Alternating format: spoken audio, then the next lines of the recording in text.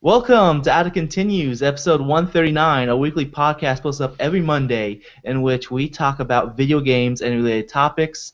It's also posted up whenever, like a few days before Monday on youtube.com/Ada Continues. It pretty much goes up a couple hours after we do the recording.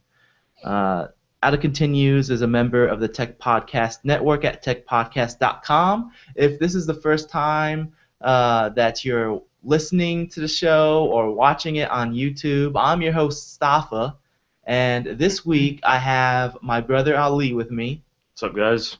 And over here I have Kevin, who is not Hello. named Good Deep. Yes, we established that. And together we are. The great Kali, There you go. biggest haters of video games ever. That's why I had to sit here in the middle to separate these two, because if their hate is together, it's too much hate in this world. It's just too much. Too much. So anyways, this week's episode segments will include What Have We Been Playing? Just one quick announcement. After that, our main topic will be on DOS games. After that, some news and listener feedback. All right. So let's talk about what have we been playing. Ali, do you want to go first? Yeah, I think that works because I don't think I had one last time. Anyway, I've been playing. Well, I originally started replaying MotorStorm Pacific Rift Mm-hmm. because that game is really awesome. That's how it is. At least it's not a V8 going into space. Anyway, Yep. So I figured I'd go ahead and try out MotorStorm Apocalypse, which is the third one, Mm-hmm. and I just actually started today because I was downloading it yesterday. Was that the $5 download one, or was that something completely different that I'm thinking of? No, Apocalypse is like it's the you're thinking of like the RC version, I think, like the isometric Oh, like racer or something. I don't know. Because that was like $5 when it came out or something. Okay. So Apocalypse is like the third like full release of MotorStorm, Does it take place during the apocalypse? pretty much. I mean, I don't really know the story or if there's really supposed to be a story. I think there's supposed to be a story, but I just You don't know the mythos no. I of, just uh, the lore, the deepest lore. of But MotorStorm. like I just drive and things are blowing up, and I mean. It's always a good time. Yeah. I mean, like, there's some things that are, I don't know, like, first impression, it doesn't seem as good as Pacific Rift because that game is really nice. Mm-hmm. Like, just the visuals. Are there and- like giant robots in Pacific? I was just about to No. say, like, every time he says that, I'm thinking. Yeah, you're thinking of the. No. You fight Godzilla. But, so, like, MotorStorm Pacific Rift takes place, like, on, an island. Mm-hmm. So there, like there are different environments that take place, like volcano areas, like the mountains, like cliff sides, the beach area, just like the densely wooded areas. So it's really nice mix of things. While Apocalypse takes place in a city that's being destroyed for some reason. I don't know what's going on. They just like, had the assets from another game, and they're like, let's use it. What other game? Evo's only ever made racing games. The Last of Us. That game came out before The Last of Us. It's a prequel. This is what caused. Yeah, all this of is that. it caused it. There you go. But so like, it's. I mean, there's still some sections where you kind of go off road, Mm-hmm. because that's kind of like their thing. But it's a lot of like urban environments and things being destroyed, and like you're like some of the levels you're on top of a bunch of skyscrapers and stuff like that, and you're just like driving around and things are like falling over while you're driving driving on it and stuff like that. So it's pretty neat, and there's all sorts of yeah, I don't know. I forget what that game was called. It was another racing game where you could like blow things up. Split Second. Split Second. You can't The- blow it up. It's the Disney racing yeah, game. yeah. I mean, the set pieces are like that, big things happening, but you can't trigger it yourself. It's, scripted, triggered by what lap you're. It's imagine more of like how it works is like Sonic All Stars Sonic Racing Transform. Yeah. So levels change and stuff like that. So it's really cool. I like it. Like I said, it doesn't seem as well polished as Pacific Rift. Which one was I playing with you? Is that Pacific Rift? Yeah, I think so. Yeah, I had fun playing that. Yeah, Because like you had one DualShock and one 6-axis controller, Mhm. and even though you gave me the 6-axis controller because I was player 2 and had no rumble, Yeah, I like from the visuals alone, like that game makes my brain was like imagining the rumble anyways. I think I remember you saying something like that. You're like, "Dee!" or because like just that game's crazy. It's really well designed. I mean, Evo has always made really good games. They used to make Evo Online. Yes, Evo Online. Evolution Studios. They've made like rally games and stuff before, and then they had MotorStorm all this generation, and they're working on Drive Club now. And it seems like all their games seem to be really solid.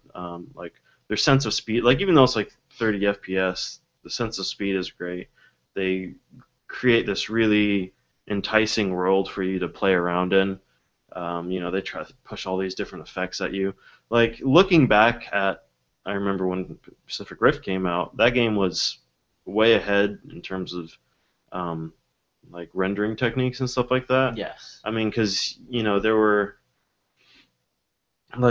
was like particle illumination, like where the light actually affects the lighting of sprites and stuff like that, while other games like at that time were just kind of like, oh, it's kind of your sprites are there and they're not really properly lighted, and they had like really advanced shader effects. So like when you're driving in the grass, like they'd proceed to regenerate like these mud shaders, like That's cool. for where your track tires are. So like by the end of the race, because you had these like big rigs and monster trucks and motorcycles and just rally cars going through this area, it's just like this big like mush of mud because it's been destroyed. And like they continue to do that sort of stuff in Apocalypse. Mhm. They have like high amounts of they're pushing polygons quite ridiculously. They even have a 3D mode, which I haven't tried yet. And I mean, they've got really great sound design. It's just a really well made game. So I'm enjoying it so far. I remember I liked playing as like the motorcycles because I felt like I had more options as Yeah. far as where to go. Yeah, the motors. For the people who don't know, MotorStorm features a wide variety of vehicles. From on the small side of things, there's like motorcycles, ATVs. In the mid range, there's like rally car, what they call dune buggies. They call this thing called like a mud plugger, which is kind of like think of, I don't know, like a Jeep or something like that. Cool name. And then they've got racing trucks and big rigs and monster trucks. So Big rigs over the road racing. yes, big rigs over the road racing. But so like they designed the levels so there are branching paths like everywhere. Hmm. And the big vehicles generally have to stick with like lower ground because you're not having to deal with really tiny paths and rocks everywhere. You're driving on well established paths that people have gone through before. And those trucks, they could plow through the mud and stuff and still have a lot of traction. I remember playing the game and like a bridge was collapsing. Am I remembering correctly? Like No, I don't think so. I don't think there's a bridge that. I mean, there's. am I on pot? Is that what you're trying to say? Yes, I insinuated that. But I mean, I don't think there was anything dynamic. Like there was stuff you could crash into, So and I totally remember this, like some wooden bridges or something that were. there were wooden structures that you can knock down. Like so there was some levels. You have to have like a much bigger vehicle though. But there's like this watchtower type of thing that's like built out of like 2x4 pieces. Who watches the watchtower? Exactly. What are you talking about? And exactly. You just, and Wait, what? and I'm so clever. and you drive through the thing, and it's because like that game has like the Havoc engine, so they wanted to do all these weird things. So, but yeah, like the smaller vehicles, they're more plucky, they're a little more agile, they can bounce around, that sort of thing.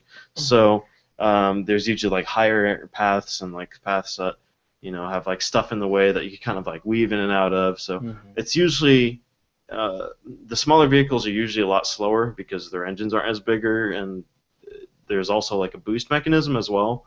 So they kind of proportionally, like as the car gets bigger, there's more boost because. And there's also a heat mechanism, right? Yes, there is. So vehicles could overheat and blow up. And you want to like drive through the water. Yeah, you could just to cool off. Yeah, there's like places of like there's like waterfall areas you could drive under, or like drive through shallow water to cool off your engine. And there's some places that are like the volcanic levels. There's a lot of things that are on fire, and there's like even like molten lava like running like on the side along the side of where Why would you want to you like race around molten lava? What are these guys on? They're on the hardest of the cocaines or something. I don't know, but so like that will make your engine heat up more quickly. So it's really well balanced game. Like all the vehicles are extremely balanced. Like the big rigs, they're a lot more durable and they could take a lot more of a beating, and because of that they're a lot slower. But they could handle better in like the mud and stuff like that. So there's pluses and minuses to all of them. I like the helicopter. There's no helicopter. There's a helicopter that in one of the cutscenes, like the intro cutscene. I win with helicopter. You wish you were the helicopter.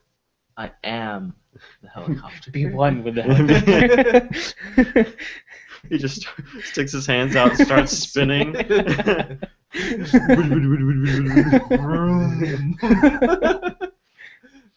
Anyway, yeah, I've been having a lot of fun with Apocalypse. I don't like the structure of the campaign mode. The campaign mode in the older games, like you kind of earn points to depending on first, second, or third place to unlock new races. And each in Pacific Rift there was like 4 zones. There was Earth Zone, Air Zone, Fire Zone, and Water Zone, and they all had their own like Ozone. theme. That's 5 there. But and this one is just kind of like you kind of go, just like it kind of throws you into this linear campaign. So it introduces the new vehicles. This is DJ like, Atomica. No, it's not. No. I'm glad there's no person saying, "This is DJ Atomica. You burnouter guys are going crazy." But so like I'm like you could replay like their so-called chapters or whatever, but I still prefer the structure of the old game. So All right. Yep. So Kevin, Cool beans. Yeah. says here you've been playing Disney Original Sin. Disney's Original Sin. No. Disney's Original Divinity. Sin. Divinity Original Sin. Yep. So Divinity Original Sin. I remember talking about Divinity 2 at one point on this podcast a long time ago. Mhm. So this is kind of like a reboot of the series. Not really I don't know if I can really call it like a reboot though, because it's in the same universe, but it's a completely different playstyle. Mhm. So instead of a third-person action RPG, it's a isometric RPG that's very similar to like the old computer RPGs like Baldur's Gate or Neverwinter Nights. So, like story-wise, is it rebooting the story or is it continuing the story or adding on? To I the think story? it's a completely different time period.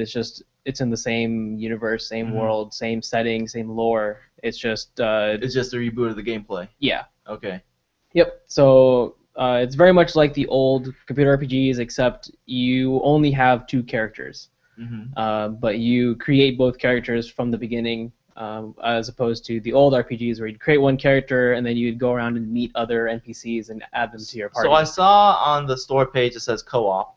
Yes. So like if you play co-op, you obviously want one person's playing those characters, and if you're playing by yourself, you play both characters. Is that how it goes? Nope. So the way this works is each player has their own pair of characters. Oh. So if you're playing by yourself, you only have two characters in the campaign. If you're playing co-op, then you have four characters total. So each person gets control over two. That's crazy. And I wouldn't have expected that. Yeah, and so like the main story campaign is limited to 2 players, so 4 playable characters. But then there are mods.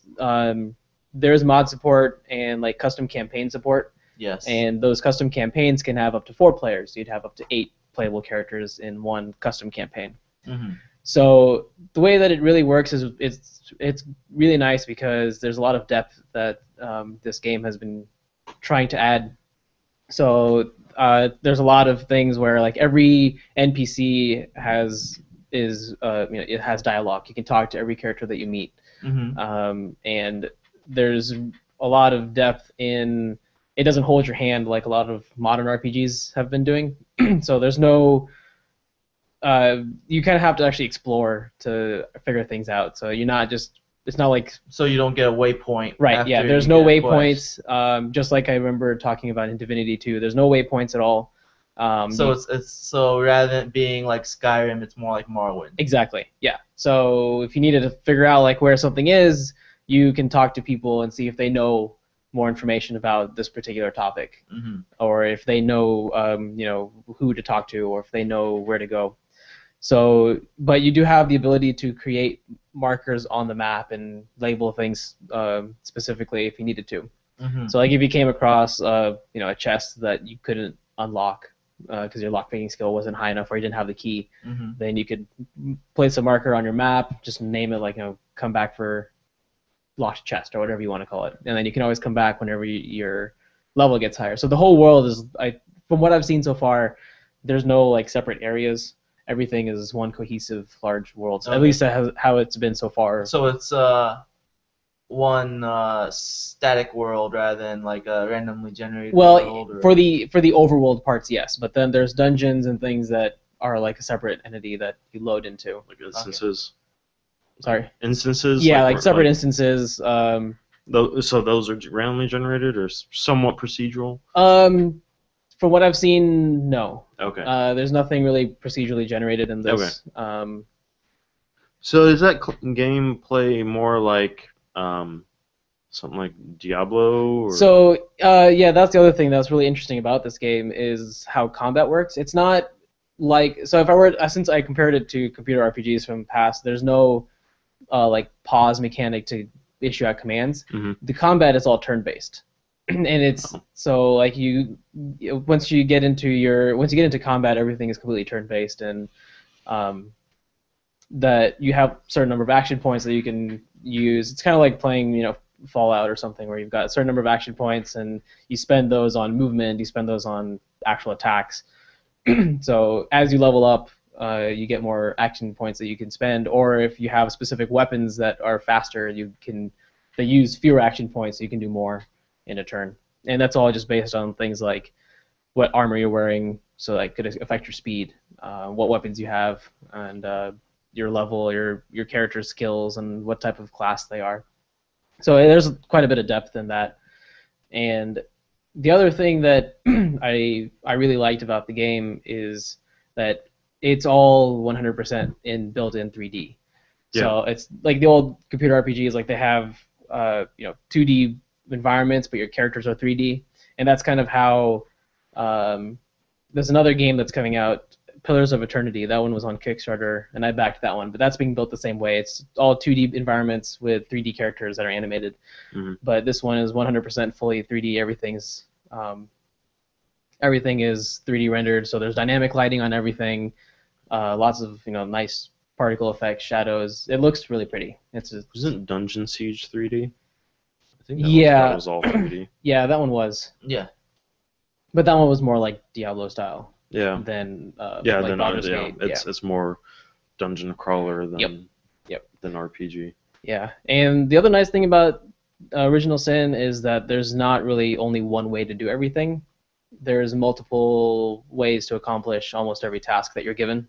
So, like, if you needed to get past like a locked door, there, you can find the key if you wanted to, or you can pick the lock if you wanted to, or you can damage the door if you wanted to, or you can Okay, I was gonna say, Find can the- you kick it down? yeah, you can basically bash through the door, or if you like, you can search around for like a hidden switch, or you can. That's awesome because like I play games and it's like here's this rickety old treasure chest. Yeah. You cannot open it at all unless you have this dumb key. It's Yeah. like, well, I have like this giant, Dragon Slayer sword. Well, I should can't. be able to cut through it. Yeah, exactly. Your character's Conan the Barbarian, and you can't like open this It's because- plankwood door. Well, Kratos had trouble opening chests. Yeah, I know. But when he did open it, that thing flung open. So have you found out what is the original sin? Nope, I have not. Is it murder? Well, I have not gotten. Harlotry. Yeah, It's lying. Lying. Lying it's is all the of the original sins that are possible. Yeah, I haven't gotten far enough to actually know what the original sin is referring to, but. Breaking the Ten Commandments. Breaking Bad. Jesse, let's cook. It's time to cook. Yep. But yeah, it's a great game. I definitely recommend it for anyone who is interested in So RPGs of any type. I've really. seen this on Steam for a while. Was it only pre-purchase for a while? Or was it like early access? It was early access for a while. Okay. Yeah, and that's when I bought into it. Actually, I bought it like a week before it was released, and yeah, so it was early access, and they kind of had a very, I guess, intimate relationship with the community as far as like how. No, you're making it look like a hug. Like intimate Yeah, relationship with Yeah, the community. every time they made an update, it was just a hug. Just come here. Yeah, you'll feel better Bring now. it in, son. Bring it in. Aren't they like Swedish though? How do you say bring it in Swedish? Is You're making fun that- of our cousins, you know. that racist? We've got Swedish cousins. It's like the Swedish meatball guy from Sesame Street, or Muppets. Yeah, that's what it was. Yep. So that's all you got on the video. Yeah, that's all I Alright. got so far since I haven't gotten really too far into the game, but it's fun. I'm enjoying it. It's a nice change of pace. Games over- aren't fun. Yeah. Yeah, they are. Who am I kidding? Speaking of video games, Hmm. you like that segue? It's the best. It was so good. I I don't like segues. I've been playing. You have to lean into the. you gotta like you gotta before. lean into it. I want You to gotta- ride a and the segue. gyroscope could like run out of battery, and then you just fall over. So No, I man. played the finale of The Wolf Among Us. I need to start that still. Like I was very happy with that. I started reading some. Did Clementine die? Yeah, she did. I saw. I Some weird crossover. like there. I liked it so much that like afterwards, I got the volume 1 of Fables. I Nice. started reading a little bit. I'm excited to continue reading more of it. Nice.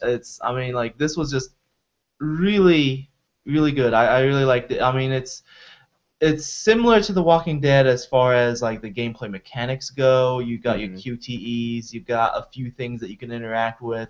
It's more about the story and the dialogue choices than actually clicking on everything, trying to figure out what you. It's not like the old point-and-click Myst. adventure games. I really did not like those. Like I played Sam & Max. I played one of them, and I did not like clicking on everything, trying to figure out what I need. Yeah, it's just like going to row. Click, click, click, click, Yeah. click, click, click, And click, like, click, click, click. and then they'll like pick something up and be like, "Oh, this is a carrot," and then they'll put it back, and it's like, okay, that was pointless. This it's like Walking Dead. It's very focused to push you through the story. give you this one solid experience. And Is it truly one solid experience? no, there's Or is- multiple experiences. Exactly. But like one solid experience that you're playing through. I think one major difference between this and Walking Dead is Zombies. well, You beat me to it. You beat me to it. as far as the gameplay goes. Helicopters. No helicopters? No helicopters. Oh, man. Okay. Well, as far as like the format itself, Walking Dead was multiple smaller stories. Mm. Especially with, well, like I know in season 1 it was multiple small stories, and season 2 it seems like it's going that way too. They still have 2 more episodes for that. Yep. In The Wolf Among Us, all 5 episodes connect. So it's like one large story. It's that's... one solid. It's like One cohesive. Yeah, it is one crime, or not? It is one mystery that you're trying to solve. I see. From episode 1 all the way to episode 5. I see. But like another major difference as far as the gameplay goes is that the way how they set it up is that there's reason to replay episodes. Unlike Walking Dead, you just choose your choices and live with them. Yeah. And Wolf Among Us, on the other hand, your choices can drastically change what's going on. Like, for example, you might have the choice of going to 3 different places, and the order of where you go to those places can change the experience, because like, okay, I know this person's gonna be here, so if I go there first, I might catch him. But if I go to this other place, I might find something else that will only be there at this point, but the other guy won't be there later. I see. So it gives you reason to replay the game just to see what changes will happen if you go to if you make the different choices. Mm-hmm. So I had to replay the whole game because of the fact that I saves. Yeah, I don't have the Steam version of the game, so I don't have Steam Cloud saves, and I upgraded to Windows 8, and apparently the saves are on the C drive, in my documents. I like to keep everything on my D and E drives because my C drive is my solid state drive, Yeah. and I don't like to keep as many things on there as if I can keep it off of there, then I will. Right. And you don't want to read and write 5 million times on a solid state drive Yeah. and kill it. So I try to keep everything on D and E, and when I installed Windows 8, I cleared the C drive, and there goes my save. Yeah. So I didn't realize that when I did that, and so I had to replay the whole thing. I had marathon through the whole game over last weekend, and I did some of the choices differently, but for the most part, like the major choices, I kept the same. Yeah. And I mean, it was just, on one hand, it was tedious and it took a long time to do all that, but on the other hand, it's just so good. It's such a good story. I bet it felt good to also just go through it all, back to back without having to wait 2 months between each there were episode. a lot of things I picked up that I didn't pick up the first time. Yeah. Because like you'll get some people repeat certain things and you don't notice at first, but then you'll notice by the time I got to like the 3rd episode or whatever, I picked up that they were saying these things, and then when I replayed episode 1 and 2, I noticed that they were saying those things in those episodes as well. I see. So Yeah. that was really cool. But the finale was really good. I mean, I'm not going to spoil anything, but pretty much it comes down to all your choices that you've made. They're pretty much like all the major characters are judging your choices that you made by that last episode. And So everything comes back around. It's not like all those choices you made are pointless. Yeah. Like they actually did come back. Mass Effect. And it all comes full circle. yeah. The circle of life. Is that making fun of my name? No. Okay. It's Okay. the circle of life. Well, you're bringing up Lion King. Why are you so offended? Because Lion King's a Disney classic. it's not a Disney classic for me. Ruined my childhood. I don't think I should ask. That's why I don't like Aladdin. Your brother's gonna kill you. Watch out. Yes, people said that to me. Because People said that to me. Because they call him Mufasa. Yeah. No one had trouble saying my name until that movie came out. That was a good Wonderful. movie. But yeah, I mean, like, Wolf Among Us. Yeah. If you like good stories and games, this is definitely one that you need to pick up. If you like The Walking Dead, it's similar, but it is also very different at the same time. I definitely recommend checking this out. So which one do you like better, Wolf Among Us or Walking Dead? They're different. Okay. Well, I like them both. That's a safe answer. yeah, I know. I'm like a politician. Well, I did tell you earlier I was going to play it this weekend, so I'm definitely going to start it tonight. I really I just- liked it. yeah. I can't really think of negative things to say about it because it was just a really good experience. I really liked it. And Did it run like garbage? Yeah, I was about to ask, were there any major glitches like No, Walking there, Dead? there really wasn't. Oh, there was one glitch at the very end. Like after the like this really the pretty much like the climax scene at the very end. After that there's supposed to be kind of these wrap up scenes afterwards. And what happened was like it glitched out and the camera moved to like the corner of a room and no one was talking, and like I had all the dialogue choices available and all of them said this option's empty, this option's empty, this option's empty, and the bottom one's like ... And I'm like, what's going on? Is this like That's weird. is this an Easter egg or is this like Which one did you is pick? this on purpose? The Wolf Among Us is so- now produced by Hideo Kojima. So I just kept on pressing buttons, like just everything, like because it kept on coming up again and again, and I was like, "What's happening?" And then I was like, so I exited out back to the main menu and then went back in, and then it was working right that time. I was like, "Okay, it must have glitched." But that was like the You've one. been playing the game for too long, Raiden. That was the one glitch that I saw. Save the game and turn it off. I need scissors. But yeah, Okay. definitely recommend it. Cool. Recommended. So let's move on. But before we go on to the main topic, I want to talk about DreamHost real quick. DreamHost. DreamHost, they are a web service. They offer unlimited storage, unlimited bandwidth, user-friendly interface, and they are optimized to use content managers such as WordPress, which is very popular. Like 1 out of every 6 website on the internet uses it. And Content 5, not as popular, but still a very useful and easy to use WYSIWYG. And many more features. All that just for $8.95 US a month.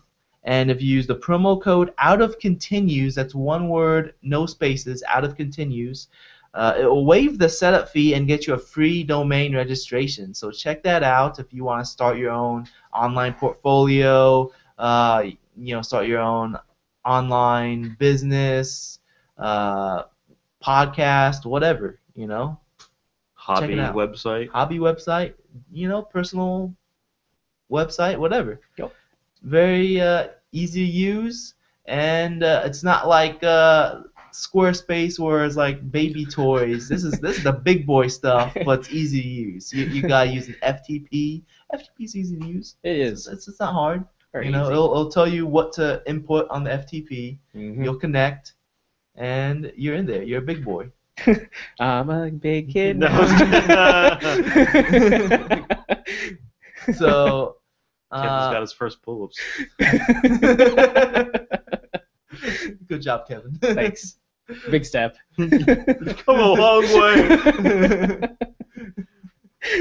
Right after you graduated from college. Yep. too. It's about time. kind of lines up well.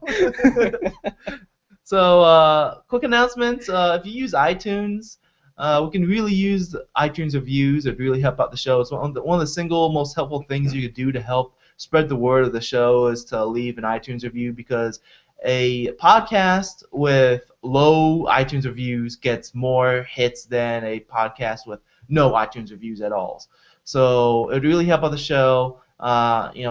If you don't want to leave 5-star would definitely help. But like if you don't want to leave a 5-star, if you want 4, 3, 2, 1, whatever, be honest. Constructive criticism is always helpful. And if you rate 5 stars, you'll get a free game. Just kidding. Just kidding. No, you won't. Maybe.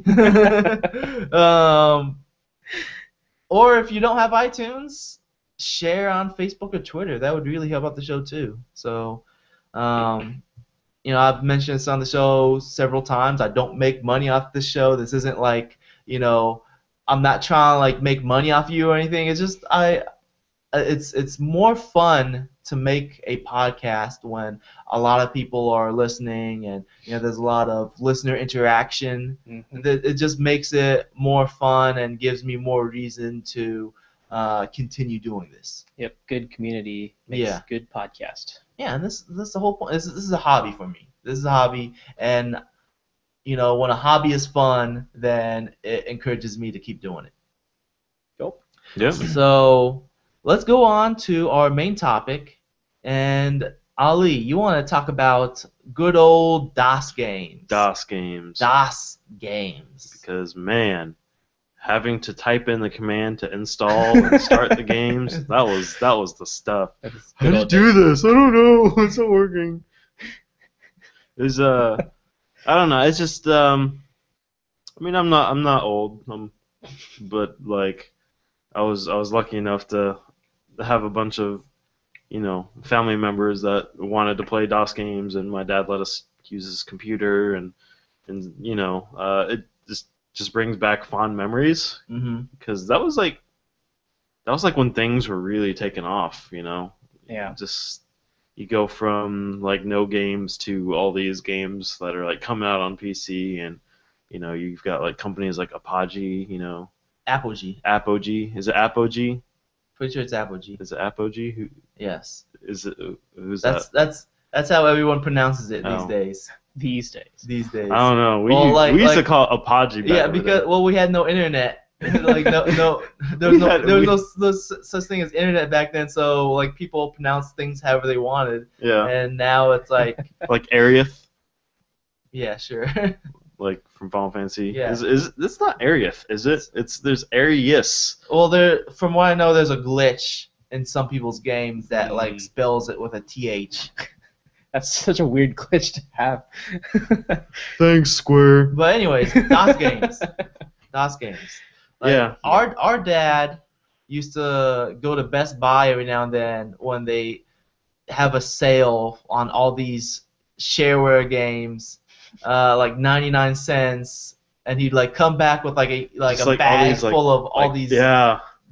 discs. Like floppies and stuff, Yeah. man. like Duke man. Nukem and Cosmos Cosmic Adventures and Word Rescue. I don't think we ever had Commander Keen.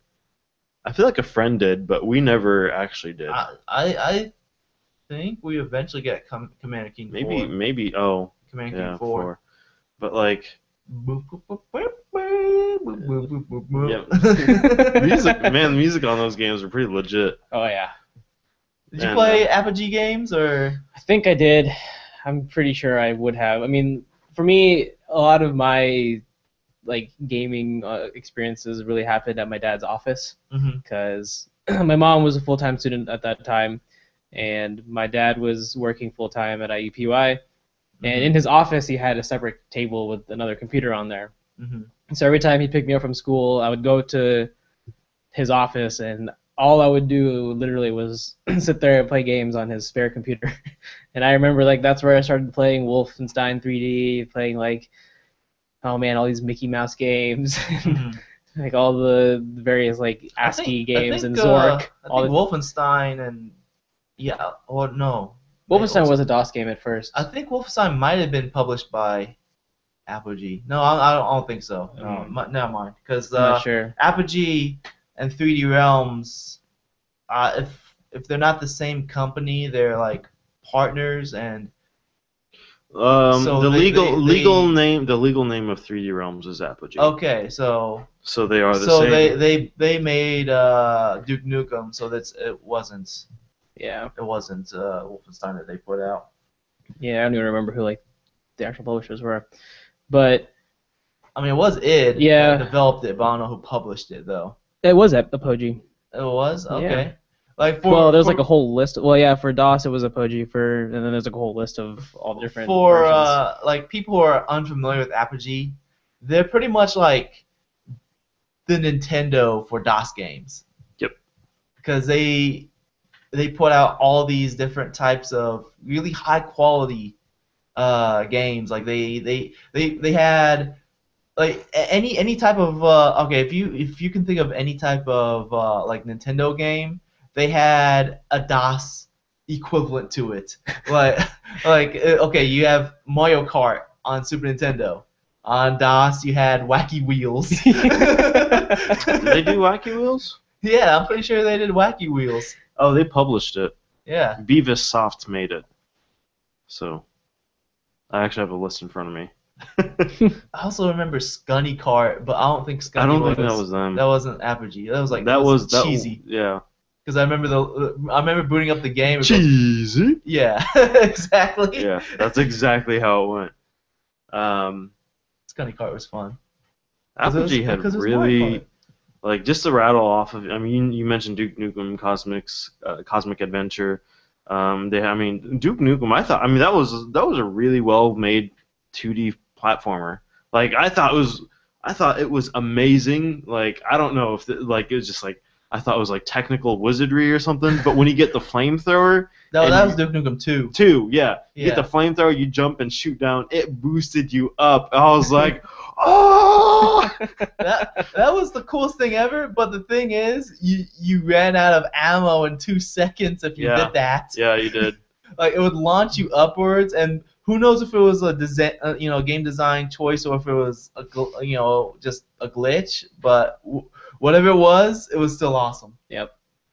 Well, you could use it to get up to higher places, though, right?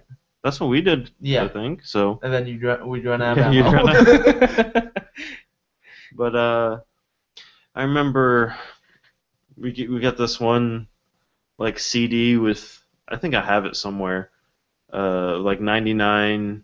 Oh, the pirated CD. Is that a pirated CD? I'm 100% sure that's a pirated We got CD. it from a store though. Huh? No, that our uncle gave it to us. I was with him. We got it from a store. Oh. I'm pretty sure that's pirated though, because like a lot of those games required CD keys or some kind of serial key. Or no, it wasn't serial keys. It was like A lot of the time, back then you required the booklet. and Yeah. then And be it like, would look on say- page whatever, paragraph whatever, word, sentence whatever, word something. Yeah, You know. and obviously that CD didn't I have. swear we bought it from a store though, because I was with him when he got it. Because like I was looking, I was It's part of the black market. Yeah, the black market. Black Market. It's just a Canadian store called the Black Market. But I mean, like the case of the disc itself had clip art on it. it did. It had clip art. Like somebody obviously made it and printed it out. It was not a professionally made CD. I feel like it's over there somewhere. I don't want to make a ruckus though. But because like we went to a store and I was like looking at this. It was kind of like this spinning case with like a bunch of different CDs and like discs and stuff on it. And I was looking at it, and he was like, "You want to get something? Choose it. Choose it for you and your brothers." And I was like, "It's like this thing's got 99 games on it. It's got to be the best, right?" So we got that. I mean, it was a lot of shareware though. I mean, so. Yeah, but it had stuff like Street Fighter on it. which that didn't run though. Yeah, it didn't work. I think that required the booklet probably. Yeah. Yeah. That's true. It did have like weird games too that like hardly worked. Like I remember. But I mean, like my point is, it had like games from different publishers. It had 99 games, games that required, you know, some kind of a passphrase to get it to work. You know that is kind of shady, and I wonder what. And it had clip art. What store did he take me to? That's what I want to know. So, anyways, back to the DOS games though. There's this one game that I used to love playing.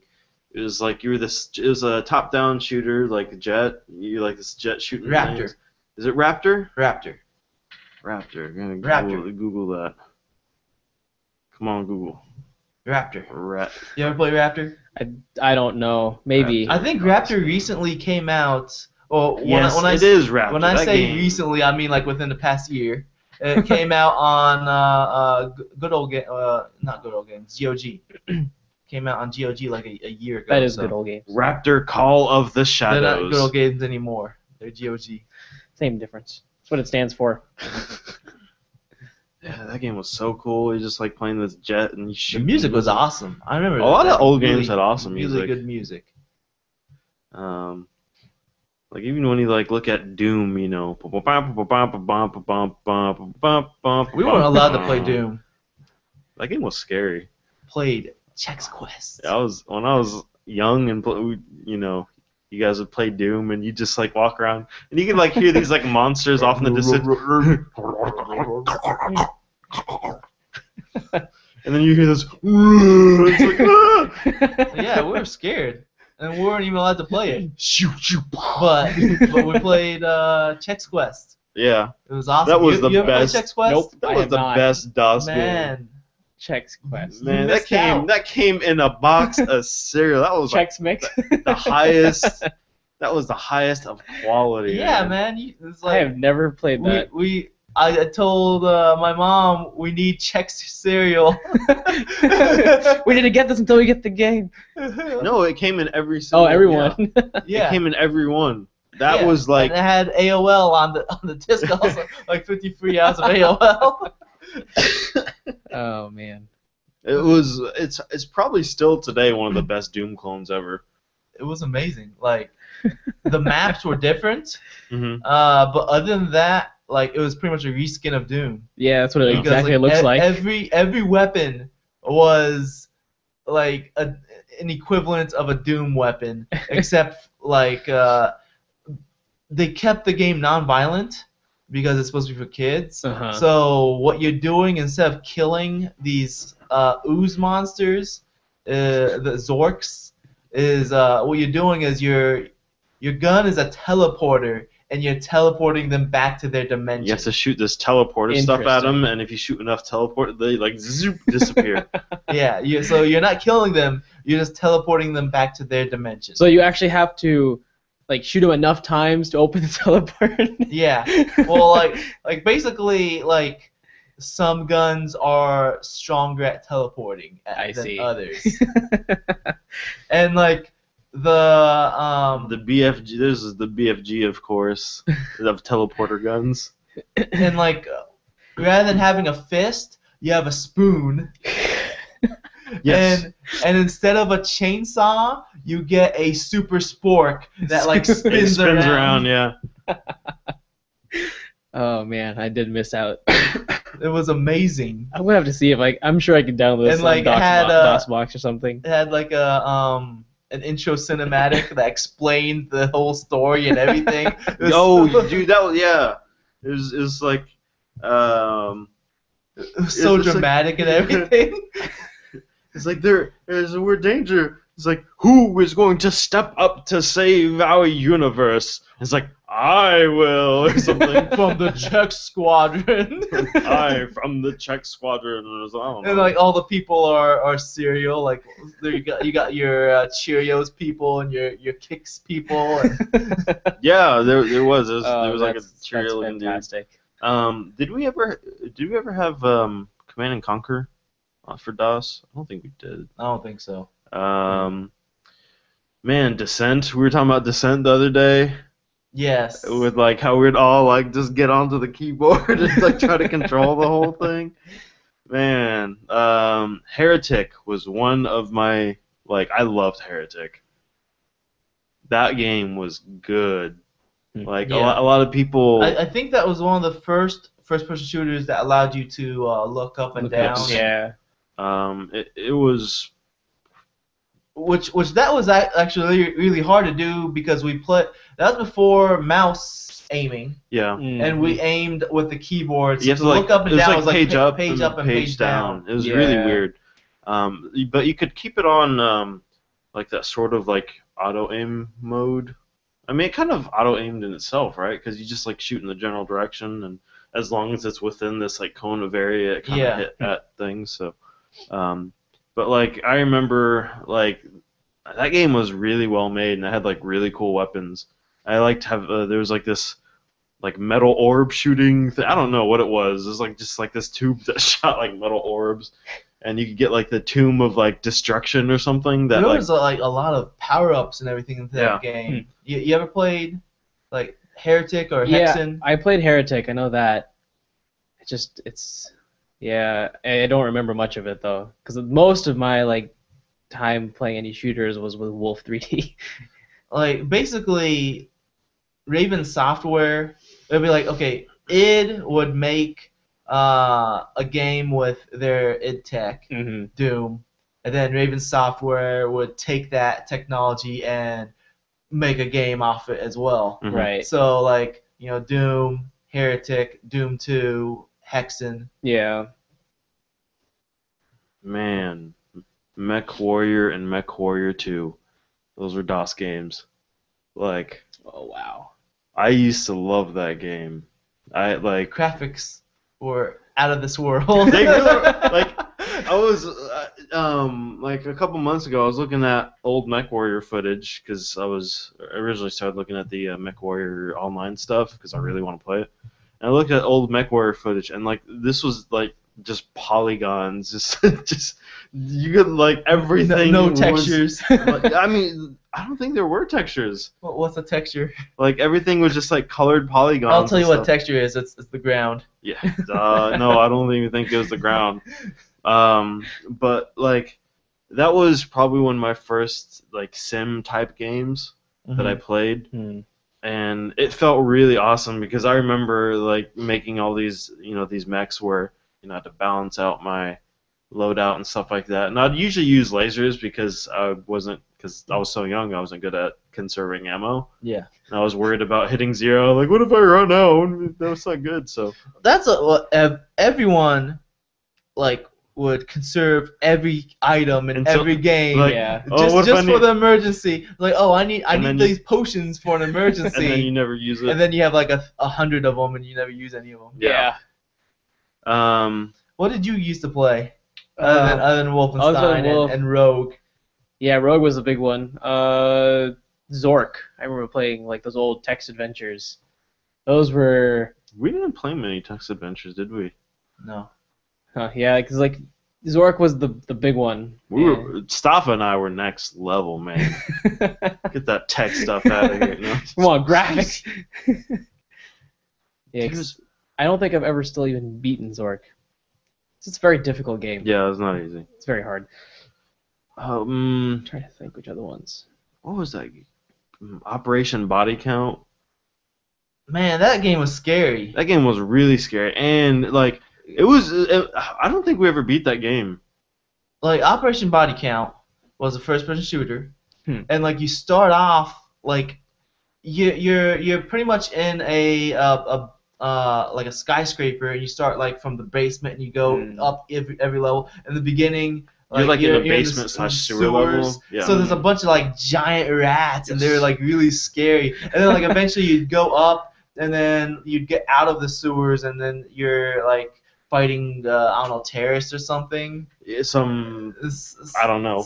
Fascinating. SWAT Some team type people. Killer organization. Yeah, and then like we thought we were gonna beat the game, and then it like took us to a different building. Like Do you remember that? I think so. Yeah. Like we got to, it was like the top floor, and then after that we jumped over to another building. I was like, well, what the heck is this? And then we start going down that other building. It was like, where's the end of this game? It doesn't make any sense. There was another game I'm trying to think of. It was another shooter, but it was like kind of space, like Corridor 7. Was it Corridor 7? It's Corridor something. Let's see. It was also first person shooter, and it was Yes, it is Corridor 7. Alien Invasion. Man, that game was. I thought the weapons were actually pretty cool in that game. Well, there was like this gun that had like 3 barrels, and it was shaped like a triangle, and it would like rotate each time you'd shoot. Interesting. Man, yeah, that game was really fun. I don't think I've ever beat that game either. I remember like there was just some really tough enemies in that game, and then like when you beat the enemy, you get to pick up their gun, and it was like the best gun in the world just because they're the toughest enemy to beat. Yeah. I remember playing. Which one was it? I just had it in my mind and I forgot. Dang it. Games. Yeah, games, lots of games. Oh, Wasteland. That one was super colorful because like everything was like red for like the ground and like bright colors. It was all neon and everything. But yeah, it was the precursors of the Fallout games, and that was they're doing a sequel to that too now. Yeah. But yeah, Wasteland was. I had fond memories of that one as well. I got Wasteland on Steam. Oh yeah, because they did give Wasteland for the Kickstarter back. Yeah, for the it's backers. like, why do I want to play this? I played it again just because it brought back so many memories. It was fun. Apparently, Tomb Raider was DOS. I didn't know that.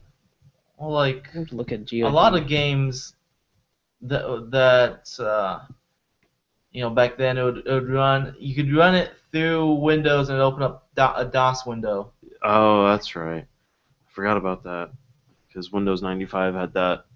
You kind of like open it. Was it 95 or 98? 98 maybe. You can open up like the DOS and like run things in that. I think maybe both. I think all of them do actually. Currently, even you can still run things in command prompt. Star Wars Dark DOS. Forces. That game was really good. System Shock. I actually never played System Shock. I played System Shock 2. Yep. Scorched Earth is a classic of, You're naming off a bunch of games I didn't play. Oh, you never played Scorched Earth before? Don't even know what that is. It's like tanks. You shoot like the parabolic. Tanks was fun. That's the same thing. In Scorched Earth, the original game was like you played like you like throw bananas or something like that. I don't know. I forget what the original was. No, that was a different one with monkeys. Yeah. Bananas. The Scorched Earth? I don't think that's No, I'm not. No, I'm not saying that's Scorched Earth. I'm saying that was like because the original one of those games where I think you threw bananas in there or something. I don't know.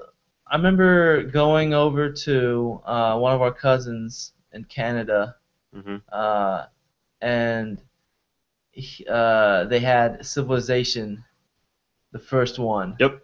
And I never played the first one. I was like so amazed as to what he was showing me because like he was showing me that he was like, oh, I got these people in the army, and I got this ambassador. I'll send over this ambassador to this country over here. Oh, the ambassador died. They want to start war on us. It was just really, it was like nothing I've ever seen before because there's just so much depth. Yeah. And the fact that you could like send an ambassador and like try to make peace treaties or trades and stuff like that was amazing. Mm-hmm. I could never. I would like. I thought it was like the future of games. Yeah. The Ultima games were also really fun. I completely forgot about those, but those were DOS. Because I kept thinking that those were after DOS, but they weren't. Never played those. They were difficult. Yeah. Super difficult. What when our dad used to go to Best Buy and get those games, you got that one. Man, what is it called? The Elf, the Elf game. I forget what it was called. You played Elf first. And like had to collect like presents or something. I don't know. I can't remember what it's called. I don't remember what it was called. Did either of you guys hear of the game called Mixed Up Fairy Tales? It was a point-and-click adventure game, and I actually replayed it recently, like a couple months ago. But basically, you were this kid that was in a library, and like a book fell, and then out of it came this dragon, and his name was the Bookworm. And he said that there was something terrible going on in the land of fairy tales, and he needed your help. And so you went into the book basically, and it was this world where like all of like the grim, or like not all the grim fairy tales, but like the standard like fairy tales like Jack and the Beanstalk, Cinderella, Sleeping Beauty, and all like there was another one, the musicians of something I can't remember. Amalur. But yeah, so like they were all mixed up together. Like there was this one specific antagonist who was mixing up all of their stories intentionally to ruin so they couldn't be living happily ever after. And so you had to like go and reorganize everything and make sure everything was like set back and like helping people fix certain problems that this guy had done. It was really fun. I played it again, and it took me like, because I mean, I remember back then I would spend like days just trying to play this because it was a point-and-click adventure game. You're trying to figure out what to do and where to go and all that stuff. And then when I replayed it just a couple months ago, I was like, this is so easy. Why did it take me so long? I finished it in like an hour. Man, people complain about game links today. You know who had some awesome games? Interplay. Mm. You know, Interplay. They had. I mean, we already mentioned Descent, but you're over there making the Mario sound because no one got it. No one listening to that got that reference, but they had a game called Mario's Game Gallery. Yeah, Mario's Game Gallery. It was actually voiced by what's his name? Charles. Charles Martinet. Yeah. It was actually voiced by him. You know, like Mario, you'd basically play like 5 different board games with Mario. It was like Go Fish, Checkers, Backgammon, Dominoes, and Yahtzee. Yahtzee. Yeah, it was Yahtzee. And it kind of sucked because it was only one player, even though all those are like 2-player games. Yeah. You played against AI. You played against Mario, and Mario. Yeah, that is right. Yeah. Mario would like always say things. Oh, that was a good move. What am I gonna do now? When you played, like, I think you always played Peach, right? It was kind of. It was a kid's voice. I thought it was Peach's like. It's like Mario, go fish. It was a kid's voice. It was supposed to be like a kid's voice. Oh, That's what it was like. I guess I'ma go fishing. And like if you don't do anything, first you'll be like, it's your move. It's your move. You could go. It's your move. But then, like, if you keep waiting for so long, he'll start saying jokes. Naka naka. Who's there? Jamaica. Jamaica who? Jamaica me cuckoo crazy. That happened. It was amazing because, like, I mean, the graphics look pretty good.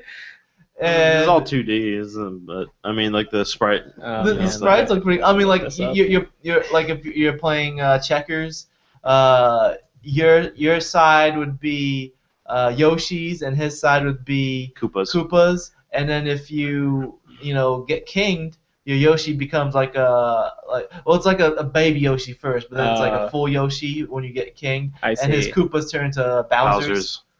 So it looked really cool. And yeah, it's well made. And the AI honestly wasn't bad. And it was just really cool because it had sound. Yeah. I liked it. Very nice. Yeah. I guess I'm a go fishy. And then there's this picture of him actually swimming in the water. Yeah, Like every game you started had like these goofy little intros. That's Yeah. awesome. It was really well made. I mean, it was made by Interplay. Mm. That was back when Nintendo licensed out their licenses. Their IPs. Yeah, their IPs. Yeah. Back then, you know, like with Mario's missing. Philips Magnavox. Oh yeah. You know, back before they're like, no one else touch our babies. Yeah. Stop it. Well, I mean, that was a pretty good one. Yeah. You know, then there was also Mario teaches typing, but that's a whole other story right there. Did we have that? No, one of our neighbors did. Oh. It was kind of like the only we're like, I remember being hyped to see it because it was Mario. Yeah. It's like, oh, another Mario game. Oh my god. I think the original Oregon Trail Yeah. was also. I remember I didn't play that on DOS. Remember I that played. game? Oh, I was looking at how far we're in the recording. Oh. We are. Yeah, we're Okay. about an hour in. Yeah.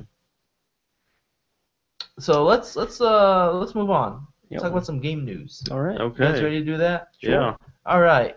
So screen share just that window. Okay. It's the green icon, Screen share. and then that one right there, and then make it go full screen once you screen share. All right. So the first news that we got for this week is Mighty Number 9. First of all, they added additional stretch goals, and that's to add. The first stretch goal that they have is to get. Before I should mention that they reopened up the crowdfunding. Mm. It's not through Kickstarter, but it is basically to get additional money for these new stretch goals. The first one being to add English and Japanese voice acting. First, it showed up only as English voice acting, and it was $100,000. And then it changed to English and Japanese, and it's changed to $200,000 rather than $100,000. And when I looked at it yesterday, they were at like $9,000 Oh wow. towards this goal. And this is, I'm assuming, is just on their website. Yeah, So there's no it's time limit. No time limit. It's through PayPal. Okay. Yeah. So it's not through Kickstarter. Voice acting I don't know, it seems unnecessary for that type of game. Yeah, like they're making the spiritual successor to Mega Man. Yeah. It should be all like text and no voice. Yeah, I mean, basically. It's less for them to mess up, Yeah. to be honest. Um, Like who are they gonna cast that's gonna do a good job in like voice acting for this type of game? It'll probably And- be like And the dialogue is gonna be terrible anyway. But the second thing that the announcement is the animated series. They were approached by where is it? Digital Frontier, and to make a 3D animated series, not a 2D animated Oh, series. interesting. And there's a little short teaser trailer that they put out, and they say it's described as action-packed comedy aimed at kids 6 through 11. Action packed. Yeah, Right. and when I saw this trailer, it looked bad. I mean, like they made this. What's his name? Not Mighty Number 9. Beck. That's what his name is. Beck. Mhm. He's supposed to be the spiritual successor of Mega Man, but he's like acting like this stumbling, bumbling kid. Why don't they try to make a game first before they try to make a franchise? Just Well, finish I the game. think what they're probably relying on is all the Mega Man fans to instantly jump onto the idea. If they make the game first and the game's successful, then you could expand on it. robot, Mega Man. You don't remember that cartoon? No, That was. I remember the Sonic cartoon. Oh man, I yeah. think everyone does Yeah. because he had an obsession with chili dogs. Well, like, okay, this trailer, basically, I mean, he's acting like a little kid. Mhm. I guess he's supposed to be a kid because I mean, at first I didn't know because Mega Man. In the original Mega Man series, everybody was shaped like that. Everyone was Right. short and chubby, and so I didn't know if this Beck is supposed to be a kid or not. But apparently he is supposed to be a kid from this trailer because like he's stumbling, he's tripping, he's getting his power ups. One of them gives him like these like huge guns and missiles and everything, Mhm. and he's just aiming around with it, pew pew pew pew, like a kid would if you give a kid a gun. They would aim Wonderful. around and be like pew pew, and it's like, okay, why is he going pew pew? Why? And then he accidentally starts shooting the stuff, and he's like, whoa. Yeah, so Ali's showing it. He got his little bubble gun. He's like, how does this work? This is where it goes. Oh, it went limp. It did go limp. And then he shook it and it exploded.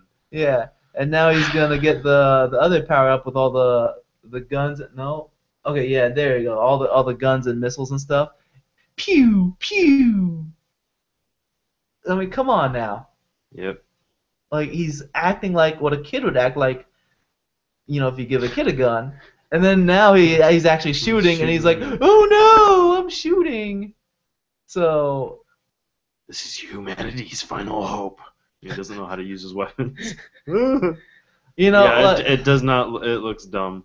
yeah, and like if I think putting this out and then saying, "Hey, we're gonna add voice acting," that might be a turnoff for people. People might not want to be like, "Oh, this is what the voice is gonna be like. I don't want voice acting anymore." Yep. I think that's one reason why they're not doing well with this additional crowdfunding, for one. But two, I don't think it comes off as if they have a good game plan to come out again and be like, hey, give us more money, Well, and we'll add these new things. I think a lot of companies who are on Kickstarter, they still leave their, like, they still have the ability to, donate money after the fact. Like, I mean, Star Citizen, they continued to have their, like, on their website, you can donate money still. Yeah, I mean, they're up to like $47 million For like now. $500 billion. So I mean, they're continuing the stretch goals. They continue the support for that, and I don't necessarily see a problem with that, because if people are still willing to donate, then if someone missed the Kickstarter, because that's a very limited time. The Broken Age Kickstarter, they kept it open afterwards. Like they're like, okay, we're gonna open up a PayPal, and you can give us money, and we'll give you this exact same what was it? Rewards for the Kickstarter. Mhm. But then like they ended up coming out later saying, oh, we're low on money, we need more now, and it's like, what did you do with all the money? Yeah, well, You originally wanted like 300,000 or something like that, and you got like 90 million. yeah. I think it was like 1 or 2 point something million. I Yeah. don't remember. No, it was not one. It was. I think it was closer to 3. Oh yeah, that's right.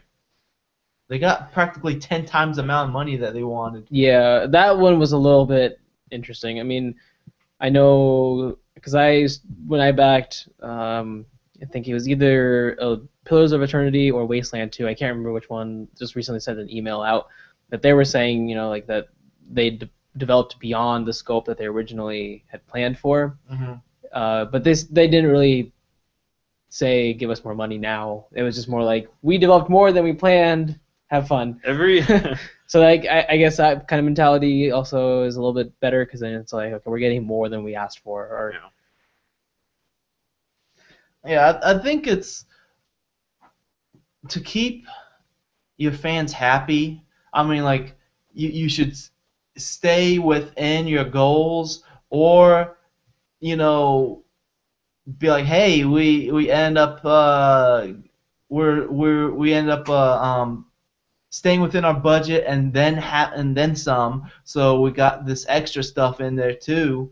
That would definitely keep the fans happy. But if it's like, man, we're a little short on the budget. We did a miscalculation, and there was we're off by 1-0, and The thing about this one though, this isn't like additional money for the game. Yeah. This is addition. Like, I mean, technically, voice acting is for the game, but Yeah. it's not going to affect the gameplay. Yeah, this is like we want to add voice acting now.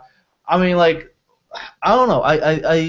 I'm assuming the reason why they're coming out and saying, "Hey, let's add voice acting now," is because of the fact that they're making this animated series. So now that they have voice actors, Might as well pay them to get in Yeah. the game as well. Yeah, And that's what I'm makes thinking. sense An extra 100,000 is quite expensive. Yes, per language. yes. Anyway, next. Next, yeah, let's move on. And I could just go to the next tab and then. Yeah, go to the next tab. Okay, it's Gearbox. They announced Battleborn. So this game, there's a trailer out for this game, a teaser trailer out for this game. It shows like a fairy person and then some. It looks like it uses. steampunk. It looks like top it uses hat in-game guy. assets though, so Yeah. it's not like a CGI trailer like EA. So everything this EA. is the tweet that Randy Pitchford put out. Did you guys see the tweet? Yep. Yeah. Okay, I'm just gonna read it real quick. Battleborn is FPS, hobby grade co-op campaign, genre blended, multi-mode competitive esports, meta growth, choice plus epic Battleborn heroes! Exclamation point. Like, I know what those words mean separately, most of them, Yeah. but I think together. he's saying words that like it's like you're saying that thing again and you don't know what it means. That's what he's doing. Like, Yeah. together, I don't know what any of that means. Well, the one thing I don't like is that he's calling this a hero shooter. Isn't almost like majority of shooters like aren't you the hero? I mean, you're I'm the hero like in everything. Halo. You're Master Chief. You're saving the human race from the Covenant and the Flood. You're a hero because you're. But what about Call of Duty or Call of Duty man? Is he a hero? What about the He ones stops the bomb. What about the one that dies? He didn't stop the bomb. He was a veteran. So what I understand about this, like, they were saying that this is basically like a MOBA. Yeah. So I'm assuming this is going to be like Super Mario Night Combat. But they also mentioned that it has a campaign and a co-op campaign and a story Yeah. within this campaign. So it sounds very complex. The one thing I'm like from his tweet, like hobby grade, doesn't that already like counter? Isn't that like counter of esports? Like hobby versus like competitive. Like this is what you're. Doesn't that seem a little counterintuitive? Like But it's multi-mode competitive. all I wanted was a new Borderlands. I'm not Yeah, talking I about. don't want I the don't- pre-sequel. I don't want the pre-sequel That either. just is a spin-off that I don't really Like, care for. I want. I want a 3. Borderlands that I could play on PC or PlayStation 4, something like that. I don't want like an old engine, just made by the B team type of thing. Yeah, because like I mean, pre-sequel's not even being developed by them. Yeah, it's not. Yeah. They're just overlooking the project to make sure everything is fine and Yeah. within normal Borderlands. I just wanted a new Borderlands Yep. game. Me too. Just a next gen Borderlands game with prettier graphics, more enemies, more weapons. Even you more know, weapons. even more Personally, wub-wub. I think they should take a break from Borderlands and come back to it after they. After they do the hobby grade co-op campaign No, trying to no, blend like, in multi-mode I competitive I esport think meta they- growth choice epic battle heroes. there's a lot that they need to do to Borderlands other than better graphics and more guns. Well, yeah, There's more. They need to do a lot They of. need more story. maybe they are working on it in the background. They need to do a lot of changes to the game because, like, yeah, Borderlands 2 was, I think it was a more solid game than Borderlands 1, but like there's a lot of things that they didn't fix, a lot of things that they kind of made worse, Hmm. and Like what? like the UI, the interface. Oh yeah, that I agree with. Oh, yeah. UI was terrible in Borderlands 2. Like just I think they need more, like, I don't know, better weapon system. Like, it's nice that they have like TDR and Torg and I but, like don't like how you get one weapon that's really good, and then you won't get another weapon to replace that weapon for another like 3 or 4 levels, or maybe 5 levels, because oh yeah, there are bazillions of weapons, but like 200% of them are crap. Yeah, like there's not enough unique weapons. That's the thing. It's like- Well, there was more uniqueness in the second game because like the problem with the first game was that everything was using like the same base model. So if it was from the same company, like TDR for example, it would all use the same style of exact things. It would just be different attachments. But then in the second game, they really fixed at least the visuals of the guns. They looked a lot more unique.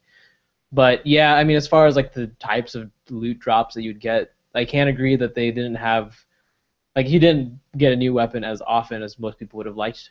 Well, I mean, you got new weapons all the time that drop, but as you said, they're all garbage. Like, there's not like, and most of them they're just like straight shoot type of weapons. It wasn't until you got the unique weapons that the projectile was different. Like the Torg ones, they shot little explosive rounds that moved slowly.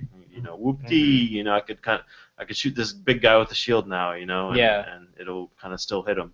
But like other than that, most of it was almost exactly the same. Mm-hmm. And I mean, I've got like pearlescence, I've got legendaries, I've got seraph weapons, and like those are all the unique ones. But like among all the unique weapons, there's not that many to choose from. Speaking of unique, the classes are hardly unique from each other. Other than just having one move that's different.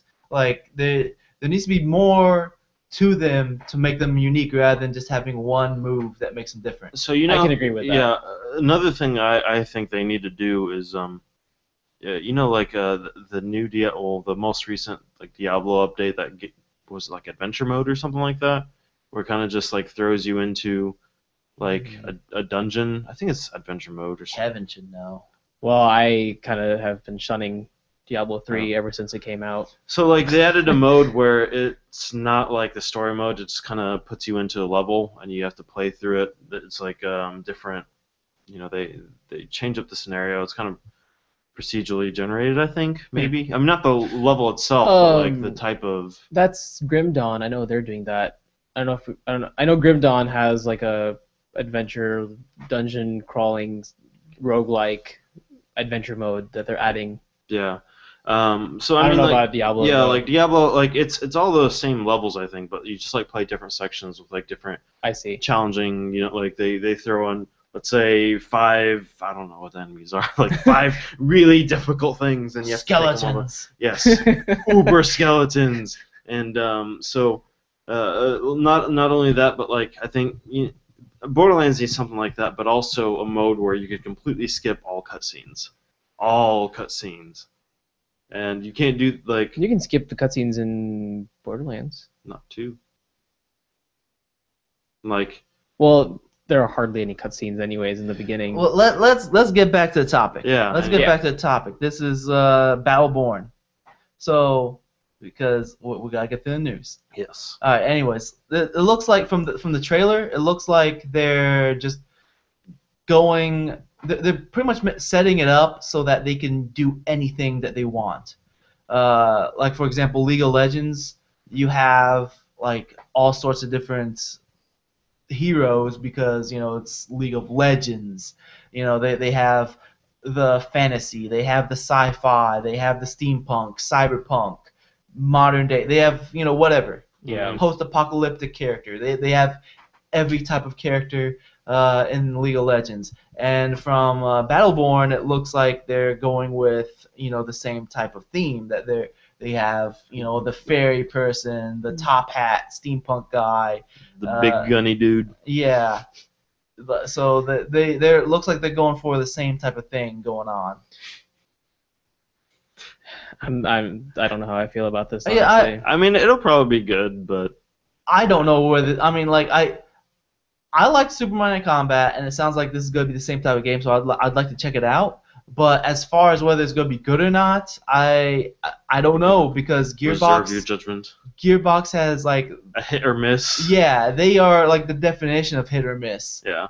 Mm-hmm. Like, well, as of recently, the only hits that they've been making are Borderlands. Yep. I mean, they did make what's it called, the Brothers in Arms, which apparently a lot of people like those games. I didn't get to play them, but those are supposed to be pretty good. But I mean, as of recently, the only things that they've been doing well is Borderlands.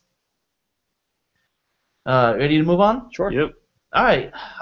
We're going to talk about another game that got announced, another shooter, free to play, by Cliff Bleszinski. He revealed his new game, his new studio, Boss Key, and his new game, Blue Streak, starring Martin Lawrence. Everyone made that joke, and it's still funny. I'm so original. So, anyways, this is supposed to be a free-to-play sci-fi science fiction shooter. It's going to be on Windows PC, not Linux or Mac, specifically Windows. And it's going to be published by Nexon, who are known for MapleStory. Here's a quote. It will be a PC experience that will harken back to a certain type of game that we cut our teeth on, if you know what I'm saying. So it sounds like it's going to be like, Unreal Tournament. That's what I was thinking, yeah, like Unreal or Quake or Doom style multiplayer. Because that's his roots. Yeah. And he's pretty much saying, it's going to be a style of game that, back in the day. So. Yeah. I forgot what his tweet said. Did it say, did you put the note hobby down? grade co-op campaign, genre blended multi-mode, competitive esports, metagrowth choice plus epic? Oh, in his tweet he mentioned it was free to play by Nexon, and then he put hashtag unlock the fun. As it's a free to play game, and he said unlock the fun. That's no good. That was like his reveal, like when he revealed in the tweet, is like Blue Streak is a new game made by Nexon, and then a new free to play game made by Nexon, and it was like a hashtag unlock the fun, and everyone was like, this was it ended before it started. Hashtag Martin Lawrence. I don't know if that's what he said. That's definitely not a good thing. I mean, he said that he definitely does not want to make it pay to win. Yeah, but unlock the fun. I don't know what he was trying to. Maybe that was a poor choice of words on his part. It probably was. I have no idea what he was thinking.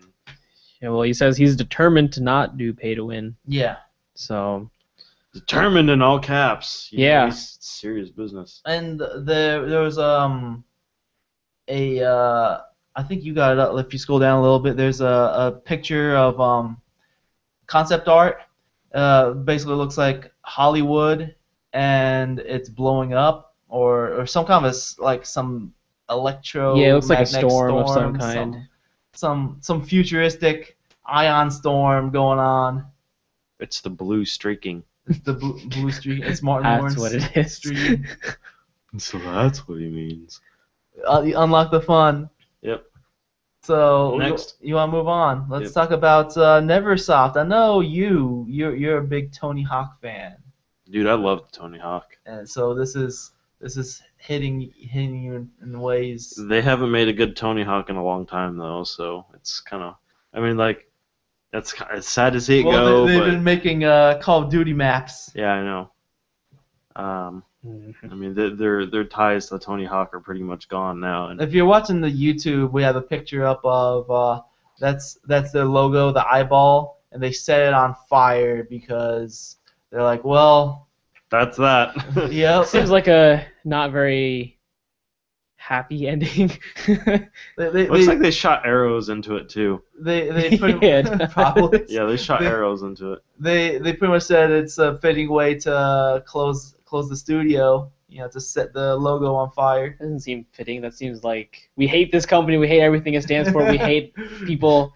Die. Instead of like let's keep this logo as something that we should remember from our good days. Let me put it this way: we made Return of Etheria. Well, see, that was not a happy experience all the way through. So that's why we wanted to burn everything. Yeah, we okay. The first Return of Etheria, we had like this big video mapped crystal, and the what would you want to call it? Cardboard. It was crystal, foam core. foam core crystal. That that we video mapped the 3D crystal onto. We wanted to burn it, but we weren't allowed to because it's school property. Oh god. Yeah. But see, like, that was justified because the experience was a bitter one. But see, I feel like something like this, which has, it's kind of a big deal for a lot of people who were, played Tony Hawk games. I only played one of them, but Sorry. yeah, I was like, Which one did you play? One of them on the PlayStation 1. I can't remember. Probably one or two. Well, they went up to 3 on the first one. The third one was. Like, I had the third one for PlayStation 1, and other people had the third one for PlayStation 2, and I was like, I want that one. Yeah, because there were, like, people in the people walking around. Yeah. In that verse. It was, like, really, like, a huge step up.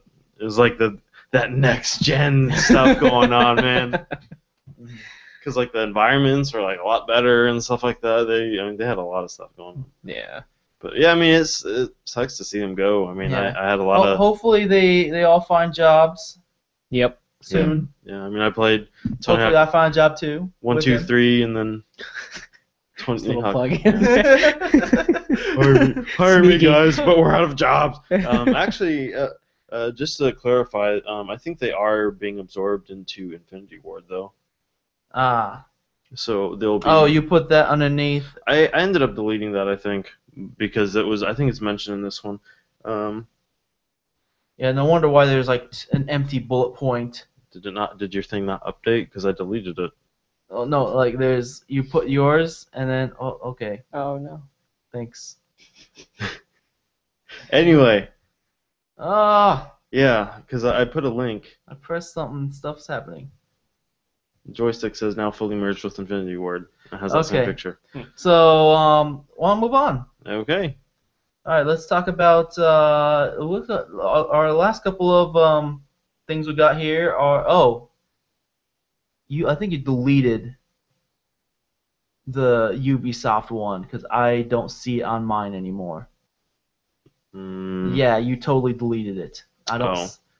Anyways, Okay, I'll read it off the start. Ubisoft says that players are more open to DLC now. I think that's right. Like they If it's good, Yeah, they're pretty much saying that they're more open to like what's it called, the season passes. I don't really like season passes, to be honest. I'd rather have. I mean, if it's a cheaper way to get all the DLC, then I'm not going to have a problem with that. But at the same time, they're like a lot of season passes will have several DLCs that you don't want. Right, but then like Then a lot of the times the season pass will exclude things that you do want, like Borderlands. Like I was like, I didn't buy Borderlands 2 because I had it for PlayStation Plus, and I was like, I might as well get the season pass. But I didn't realize that like a lot of the DLC is not included in the season well, pass. all the DLC things that aren't included, there was only a few that were kind of story based, but the rest of those were like cosmetic things, anyways. Well, I wanted like the new characters too, and like the new characters were. Like they have the new, like when you play Borderlands 2, like at the startup screen, you have the option to choose the new characters. And then I was like, okay, that's cool, and I clicked it, and it took me to the store page, and I was like, you gotta be kidding me. Interesting. So, well, I mean, I can see the benefit of like a season pass if it's done like Battlefield Premium, where you pay one price and you get everything. that's what if they do that, I'm fine with it. Yeah. I think DLC has been getting better. Like, beginning of the last generation, I was very against DLC for a long time, especially with what Capcom was Because doing. developers weren't doing good DLC. It's not developers, the publishers were also like locking stuff on the disc, like Capcom with Street Fighter and Resident Evil 5. They locked a versus mode on Resident Evil 5 on the disc. Yeah. It's on the disc, but you have to pay for it. Yeah. And things like that is just shenaniganry to try to Shenaniganry. to try to get as much money off of us as possible. Yeah. Add that to dictionary.com. You know? Shenaniganry. And not only that, but we have season passes that, the season pass is available before the game before the game comes out, and you have no idea what's going to be on the season pass. Saints Row 4. I bought the season pass, and I only got 2 DLCs from it, and I think developers need to outline what they plan on releasing. Yeah. In order for the season passes to work, because one thing that frustrates me is Battlefield, I think 3 and 4 did this. They promised so and so many maps and new vehicles and new weapons, and I remember for Battlefield 3 they were like, and 4 new weapons, and it was a crossbow with 4 different attachments, and I was like, no, that's not 4 new weapons. That's 1 weapon with different projectiles. That's not Wow. But because it was part of the they had to deliver somehow. Yeah. And they delivered it by doing this backwards mental gymnast thing of releasing 1 weapon with 4 attachments, and they're like, oh, here it is. And they did. I mean, they're doing. They're promising certain amount of weapons. Battlefield 4 and Battlefield 4 had a lot of hiccups and bumps that they had, but their latest expansion pack had 2 pistols. It's just yeah. See, what's I going on think here? there was a major degradation when things moved from expansions Yes. to DLC. See, the reason why I really liked expansions, and it's there's a kind of a line as to what differentiates them, but expansions, they release it and you know exactly what you're gonna get. Plus, You it's pay usually for it. pretty big. Yeah, it's very big. It's usually about the same. If it's not half the price of the game, it might be even almost the same price as the base game, because it's adding almost as much content. Yes.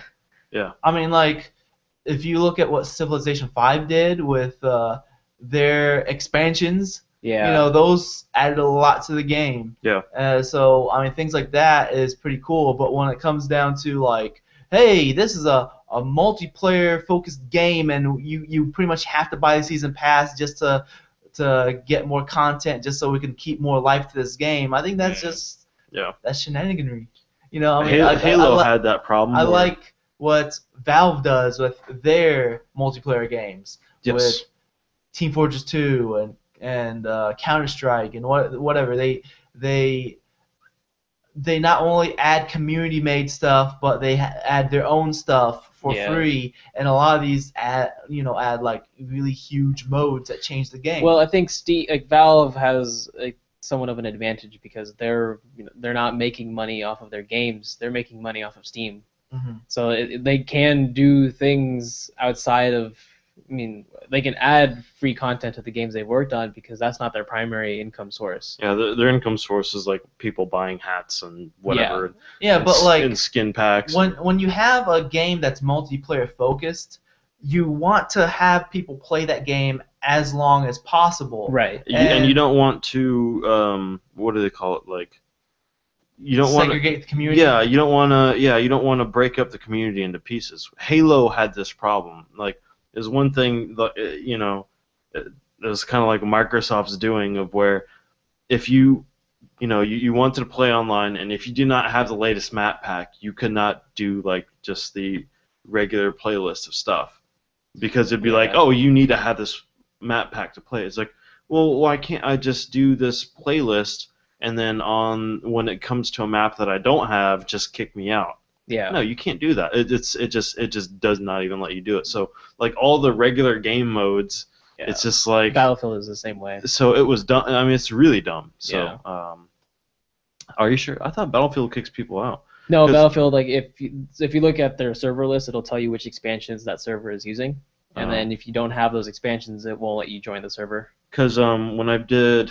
Unless it works differently on console, I'm not sure. Because when I did, I usually did just the regular matchmaking, because navigating a server list on consoles not as fun Yeah. and not as easy to do. So I always like join a matchmaking server, and it'd kind of go through its rotation, and then when it get to a level where it didn't have a map, it would just kind of boot me back to the menu. It says you do not have the map pack to Interesting. play this. Might have changed that in 4. I haven't played 4. Well, that was 3. So, Oh. yeah. Oh, Yeah. you're talking about they might have changed. Well, I don't know, because on PC it wouldn't let you join the server. Oh. But anyways, yeah, I think that the DLC mentality kind of did ruin things, at least for a time when people were transitioning from expansions to just here's a whole new chapter in your game to here's some weapons. Yeah, Here's horse armor. Yeah, horse armor I was think so dumb. it's some developers and publishers are getting it and they're getting better at it, Yeah. and others are getting worse at it. Yeah. Yeah. Like there are some games where like small bite-sized content makes sense, Yeah. but when it first started off, it was like, oh, here is your cake with a big piece missing. You know? Yeah. So like now developers are kind of getting like, oh, we have to give the player the cake that they bought, Yeah. Darn right, you better give it to me. I don't even paid want for it. I don't even want to get into pre-order bonuses. Oh, That's that's something else. That's a different yeah. topic. So let's move on. Okay. Especially with, The last GameStop two too. stories we got are Sony related. First one here is on that's totally not it. Heavenly Sword. Heavenly Sword. Oh. Ah! Thank you, IGN. With your autoplay. That wasn't in the link, I don't think. That Was I there a link? totally have a link for it. Oh, I thought I made it. You Let's see. done goofed. No. So anyways, Heavenly Sword, the movie has a release date, and that's going to be September 2nd. It is going to be coming out on Blu-ray, DVD, and the PlayStation Store. And I see that you're shaking your head no. I didn't think it was that great of a. I played the demo of it and watched people play the actual game. I didn't think it was that great of a game to make into a movie. Like there wasn't really much of a. It doesn't even seem like there was much of a cult following for it either. Like the game itself, I hated. Yeah. Like the gameplay was really bad. The 6-axis controls killed it for me. Apparently, according to someone like comments in one of these videos,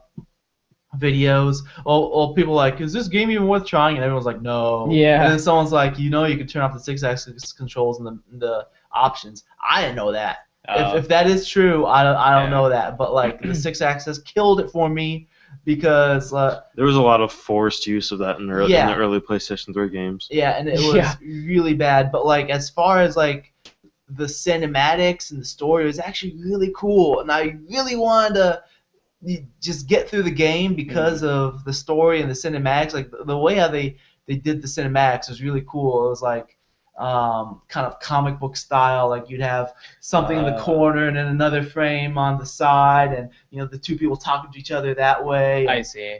Like it was just really cool. The voice acting was pretty good. You had Andy Serkis doing the main bad guy. I don't think he's doing them in this one. From watching the trailer, it looks like it's pretty much the game. It's not a sequel or a side story or anything. It looks like it is the game. The game. Interesting. So yeah, okay. I don't know. I wasn't too fond of the game, but I didn't think it would be worth creating like a movie for it. The thing is, like, I don't know. Like the trailer they first showed, the graphics, like the CG of Heavenly Sword, like from the game, is really good. Like the cinematics in that game. Yeah.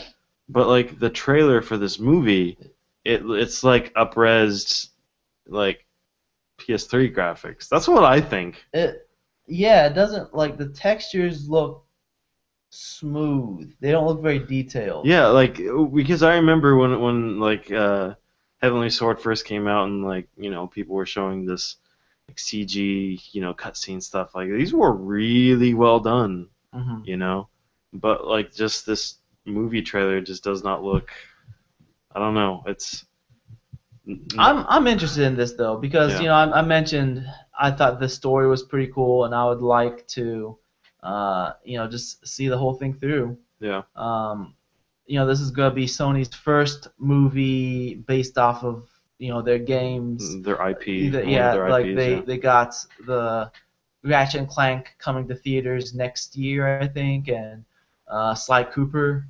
Yep. Which he has the DreamWorks smile. That little smirk. It looks good though. But I'm interested in this. Yeah, it's Well, interesting to see how this will come out. Yeah. Obviously they're testing things out with this though because it's not coming out to theaters like the other two was supposed to. But what do you think? I'm just gonna wait and see. I mean, I'm not really interested in it, but I'm interested to see the result of it. Do you think this will be free on PlayStation Plus? Maybe. Maybe. I mean, like they did say for what was that Powers, like that was going to be free for people with PlayStation Plus. So maybe this is going to be part of their content pushing initiative. Where I don't know. It seems like the production for this would be a lot. I don't know. I have no idea. I don't know. So, anyways, let's move on.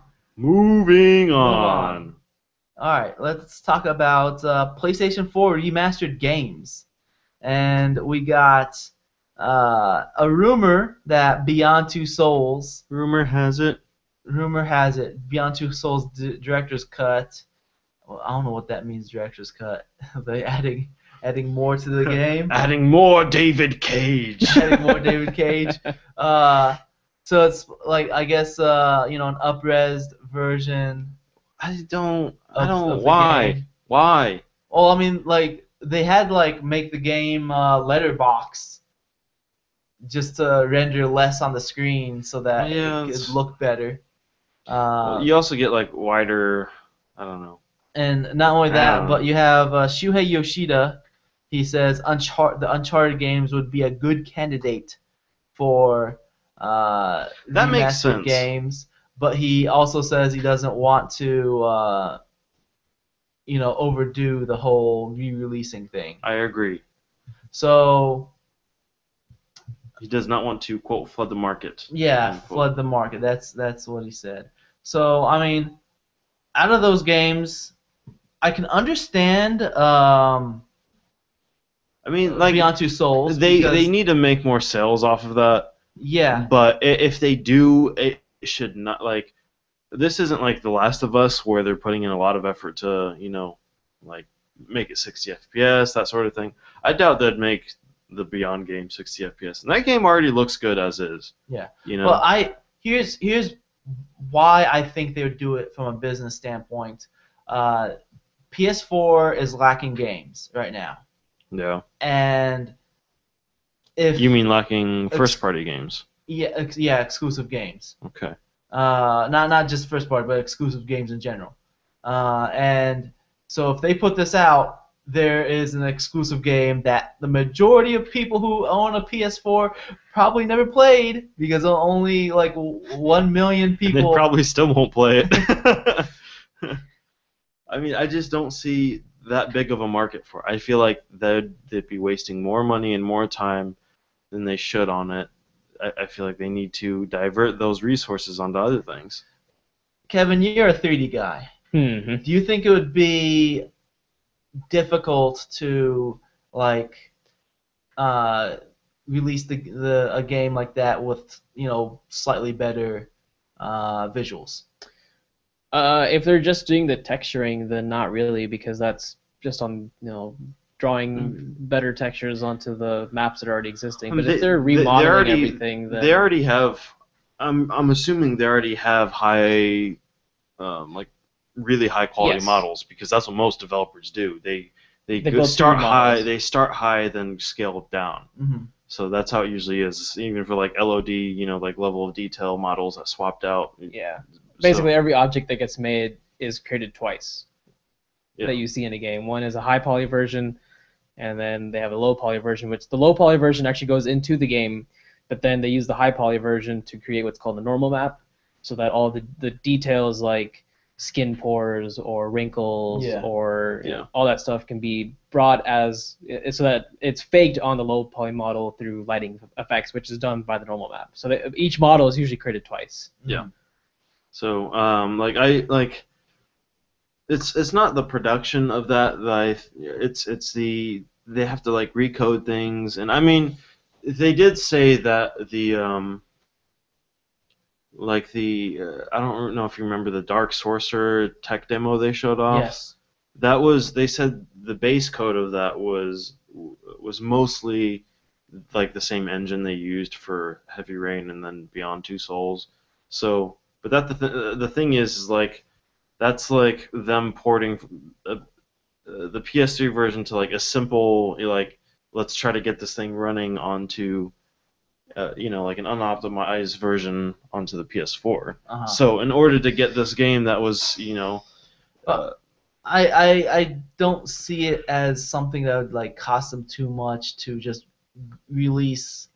And the thing is, I just don't think that the benefit, like, I don't think they'll get enough sales to offset that cost. Yeah. I feel like the people that wanted that game were going to get that game.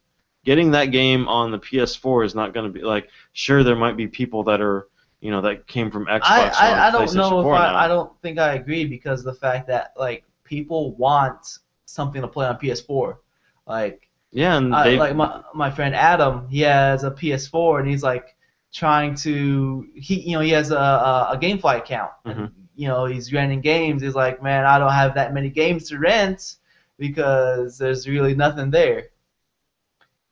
Yeah, I think that this is more just another way for them to milk money from people, from consumers, because I can understand when remakes are made, like HD versions for classic games that they want to bring back. Yeah. That people who like a new generation of gamers are here and they may not have had the chance to play these older games. Like I know like Ico and Shadow of the Colossus was remastered on PS3.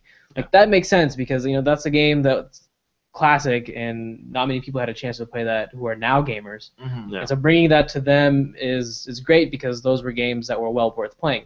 Yeah. But I think bringing a game over that's not even 4 years old yet, Mm-hmm. I think that's more just they're trying to find another way to get money from the consumers, and if that's what they're going to do, there's going to be very little work done on the game. That's exactly. And it's just going to be the same models, same textures. They're just going to bring it to the PS4 so that people can play it. That's what I feel about Beyond. I feel like The Last of Us is going to be worth it because one, they are upgrading like a lot of the graphics. It is going to be 60 FPS. It is going to have the DLC and the map, like the multiplayer DLC and that sort of stuff. And the multiplayer for that game is really good. It's really good, and not that many people got to play. Yeah, it's really good, really good. So. Yes. So, like, it'll give people like a chance to, play this great game, and a lot of people don't realize how someone's used this term transformative, playing a game in 60 frames per second. They don't realize how big of a difference it is. Like people I'm not comparing this to The Last of Us remake though. I'm pretty much I'm agreeing with you, Kevin, that what I'm saying here is that they are just going to try to get as much money out of this game as they can because they spent a lot of money making Beyond Two Souls and like only 3 people played it. And I'm one of them, and I rented it. I want to buy that game because it looks amazing, and I was a huge fan of Heavy Rain, so it's just. It actually has more gameplay than Heavy Rain. Which I was not upset with the cinematic honestly take of Heavy Rain, where it's mostly just. I know people don't. I know a lot of people are complaining it's like it's not a game because you're just watching a movie. The thing that I don't understand is people complain about Heavy Rain but not Walking Dead. That's what I don't understand. Yeah, and Heavy Rain's a lot more game. Like somehow it is a lot more game than The Walking Dead. And I The Walking will- Dead had Yeah. a much better story. Yeah. Don't get me wrong, but like when I don't know, people complain that The Last of Us is a movie. That doesn't make any sense. That game is 90 minutes cutscene, literally 90 minutes of it is cutscene, and then like the Haters 12-hour gonna campaign. hate. Like I feel like this is just people like to slap on Sony games, to be honest. Yeah. Because that game is 90-minute cutscenes and then like 12 hours of a single-player campaign. Yeah. Well, I mean, Quantic Dream, most of their games have been in that fashion. Yeah. Since the beginning. They- And I've been a fan of that. Indigo Prophecy and Yeah. well, actually, yeah, it was Indigo Prophecy in the North America, right? It was Fahrenheit, whatever, and Just Europe. Fahrenheit. Oh, Right. Fahrenheit in Europe, I think. But going back to this, I think, if they're not going to do anything specific to make it worth the price, then I just think that's a waste of their time and I more development, because now they have to port it to the PS4. And Yeah. because they're not even like PS4 and PS3 don't use the same architecture. They don't, so not at all. They have to do a lot of redevelopment. yes. So they're going to be spending a Yeah, lot of that's a good time, a point. lot of money to just get this game onto a new platform. David And- Cage will do all the porting work Yeah. himself. and the reason why they're spending a lot of money for The Last of Us, well, not only because people will buy it, but Corinne Yu, she's one of the she actually came from Bungie. She worked for them, did a lot of graphics programming, and so she's like one of the head graphics programmers now at Naughty Dog, and she says everything they're doing for The Last of Us, like remaster, HD, or whatever you want to call it, it's like all of those techniques are going into the new pipeline for the next Uncharted. Oh, okay. So, they're working because, they want to get like all these like really high-end stuff working and going and set up. So, like this port is allowing them to do that. So, I mean that makes sense. But for Heavy Yeah. Rain or not Heavy Rain, Beyond, I just don't see like it making sense, to be honest. Yeah, That's I mean, my opinion. I agree. I just think that they're going to be spending more money Yes. to hope to get Yes. more money. Agreed. I agree with what Shuhei Yoshida says about not flooding Yes. the market with these remasters, because I'm a- like I think that I mean, it's just silly. Like, It is. here's Tomb Raider, the definitive edition. Yeah, see, I'm okay with bringing back classics or old games that, I mean, like, Phantom I'm Blast. personally okay with the Master Chief Collection, even though it's not coming to PC. I'm okay with what they're doing Because, with that, like- because they're, new engine for Halo 1, new engine for Halo 2, bringing back, I'm assuming they're going to be doing some remastering to Halo 3, and then it's a pack collection where you're I getting think all Halo 4 3 is games. just upscaling, but Mm, usually, I mean, the assets are probably good enough where yeah, the higher resolution itself will improve. Yeah. You know? The Marcus Phoenix collection. so I mean, like, No that thanks. seems okay because it's, it's a collection of all 4 games For $60. for the same price as one, Yeah. and like that's good, yeah. But like when it's just one game that's being like Tomb Raider Definitive Edition, I thought was It wasn't the definitive edition. it It wasn't the PC it- version. basically, and it wasn't really much different. It wasn't anything too special to re-spend $60 Yeah. or to charge $60 more on that game. Yeah. And then beyond, they're just gonna have to do a lot more development, and the cost won't balance out. And they gotta take out the nude Ellen Page. Would they actually do that though?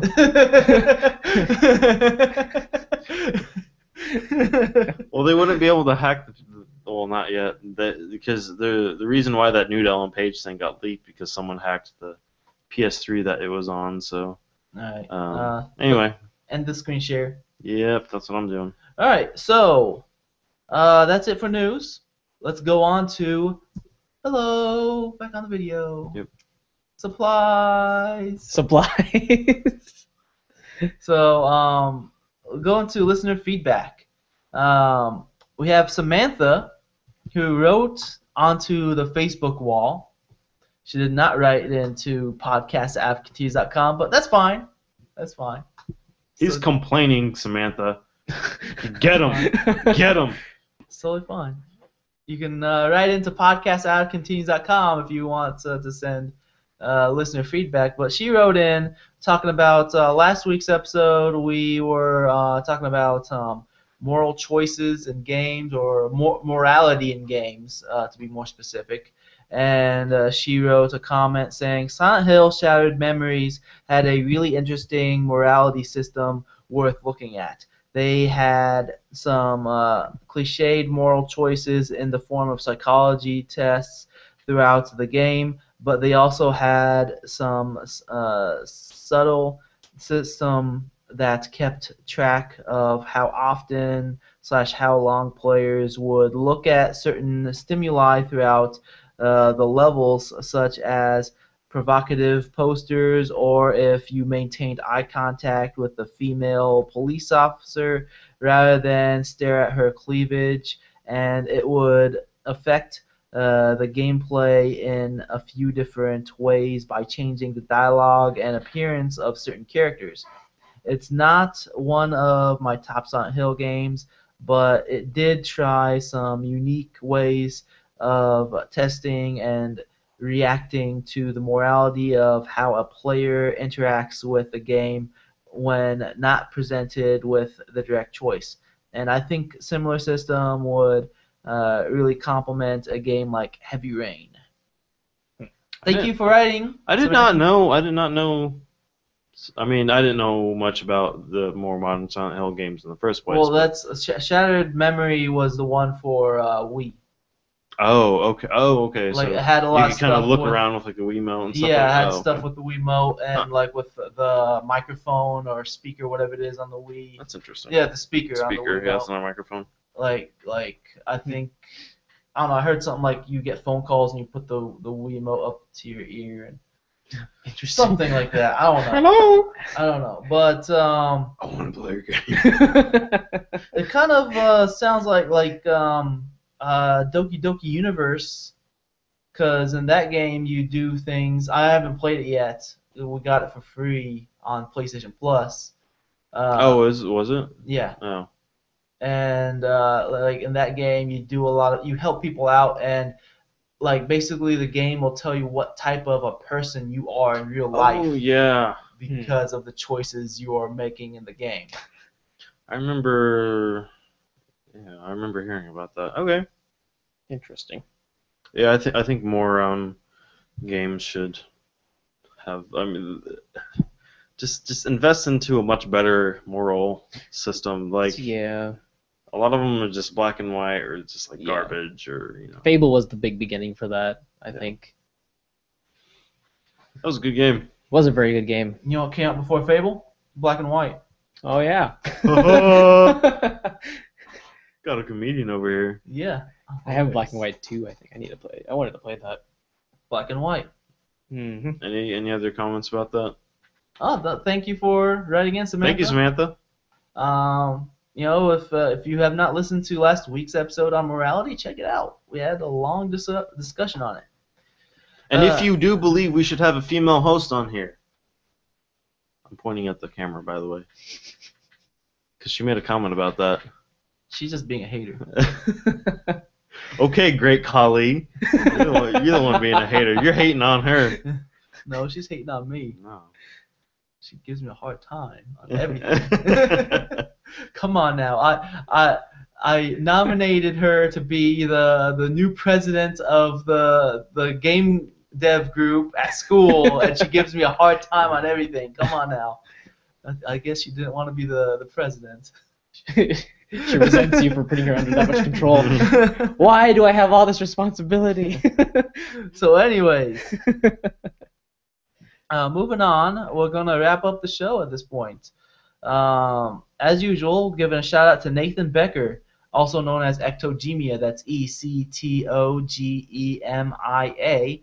Look him up at facebook.com/Ectogemia or soundcloud.com/Ectogemia. You can find his music there. He did the intro music for Out of Continues, and I'm also going to use music that he made for For Beware the Bully. I was going to say Out of Continues again. I noticed. That's why I said Beware the He Bully. didn't even know the name of his own game. Gosh. He did music for Beware the Bully, and I'm going to use one of the songs from that soundtrack for the outro song. So check him out. I want to give a shout out to Molly Maloney.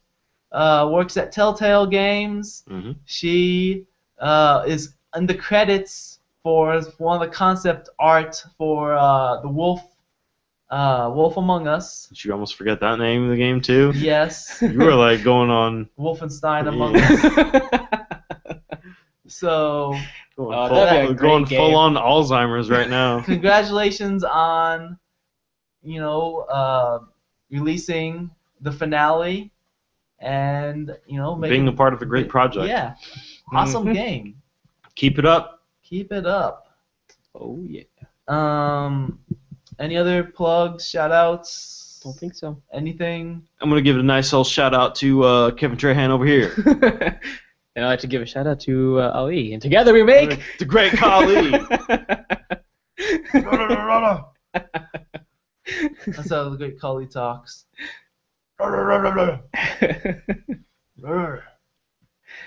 So anyways, if you enjoy what you've been hearing, support us by liking us on Facebook, following us on Twitter, leave an iTunes review.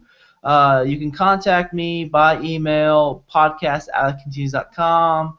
All these can be found on the website, www.outofcontinues.com. The YouTube is youtube.com/outofcontinues. As I mentioned before, the video goes up a few days before the MP3. It pretty much goes up a few hours after we do the actual recording. You can give me a tweet. I am at Sayedstafa. That's at SAYEDSTAFA. These fools are going to say their Twitters real quick. Thanks, jerk. It is you can follow me at Phosphor, so that is PHOSPHOR112, Phosphor 112. And then I am at KS Trehan. That's KSTREHAN. There we go. And back to that fool. I'd like to thank these fools for joining me today. Ali and Kevin. Thanks for having us, fool. Thank you, Stafa. Mr. TP, the fool who don't take vitamin T. With that said, I'm Stafa. Peace out, everybody. Halfway through Ramadan. Yeah. Oh man, halfway. Halfway. The moon was full. It was a sign. It was like, It's whoa, halfway. you're halfway there. Peace out.